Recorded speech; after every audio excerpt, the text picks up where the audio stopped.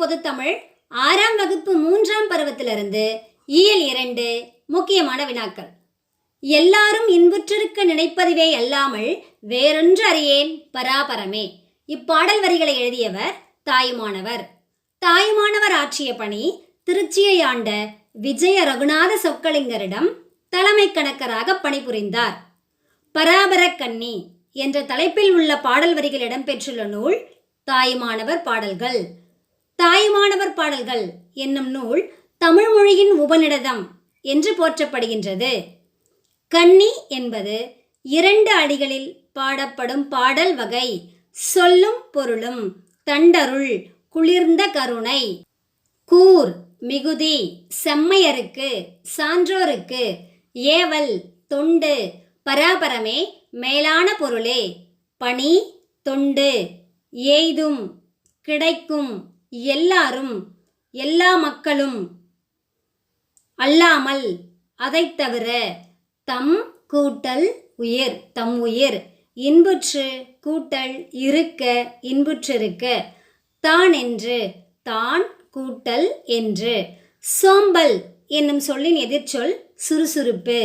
நீங்கள் நல்லவர் என்னும் தலைப்பில் உள்ள பாடல் வரிகளை எழுதியவர் கலீல் கிப்ரான். கலீல் கிப்ரான் எந்த நாட்டைச் சேர்ந்தவர்? லெபனான் நாடு. நீங்கள் நல்லவர் என்னும் தலைப்பு கவிஞர் புவியரசு மொழிபெயர்த்த தீர்க்கதரிசி என்னும் நூலில் இடம்பெற்றுள்ளது.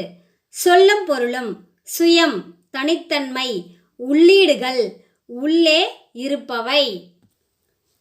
பரிசு பெறும்போது நம் மனநிலை மகிழ்ச்சியாக இருக்கும். வாழ்வில் உயர கடினமாக உழைக்க வேண்டும். மணிமேகலையின் பெற்றோர் கோவலன் மாதவி. மணிமேகலா தெய்வம் மணிமேகலையை அழைத்துச் சென்ற தீவு மணிப்பல்லவ தீவு. மணிமேகலை கையிலிருந்த அமுத சுரபியில் உணவு இட்ட பெண் ஆதிரை. பசுவின் முகம் போன்று அமைந்திருக்கும் பொய்கையின் பெயர் கோமுகி. எந்த நாளில் கோமுகி பொய்கை நீரின் மேல் அமுத சுரபி என்னும் ஓர் அரிய பாத்திரம் தோன்றியது? வைகாசி திங்கள் முழு நிலவு நாள். ஆபுத்திரன் கையிலிருந்த அமுத சுரபியின் சிறப்பு என்ன? அந்த பாத்திரத்தில் இட்ட உணவு எடுக்க எடுக்க குறையாமல் வளர்ந்து கொண்டே இருக்கும். மணிப்பல்லவத்தீவையும் புத்த பீடிகையும் காவல் செய்து வருபவள் தீவதிலகை. பாதம் என்னும் இக்கதை இடம்பெற்றுள்ள சிறுகதை தொகுப்பு தாவரங்களின் உரையாடல்.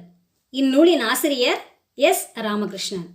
எஸ். ராமகிருஷ்ணன் இயற்றிய நூல்கள் உபபாண்டவம், கதாவிலாசம், தேசாந்திரி, கால் முளைத்த கதைகள். பெயர்ச்சொல் எத்தனை வகைப்படும்? 6 வகைப்படும். அவை பொருட்பெயர், இடப்பெயர், காலப்பெயர், சினைப்பெயர், பண்புப்பெயர், தொழிற்பெயர். பொருட்பெயர் பொருளை குறிக்கும் பெயர் பொருட்பெயர். எடுத்துக்காட்டு மரம், செடி, மயில். இடப்பெயர் ஓர் இடத்தின் பெயரை குறிப்பது இடப்பெயர். எடுத்துக்காட்டு சென்னை, பள்ளி, பூங்கா. காலப்பெயர் காலத்தை குறிக்கும் பெயர் காலப்பெயர். எடுத்துக்காட்டு நிமிடம், ஆண்டு, வாரம். சினைப்பெயர் பொருளின் உறுப்பை குறிக்கும் பெயர் சினைப்பெயர்.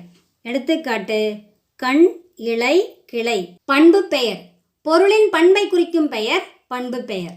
எடுத்துக்காட்டு வட்டம், சதுரம், நன்மை. தொழிற்பெயர் தொழிலை குறிக்கும் பெயர் தொழிற்பெயர் எனப்படும். எடுத்துக்காட்டு படித்தல், ஆடுதல், நடித்தல்.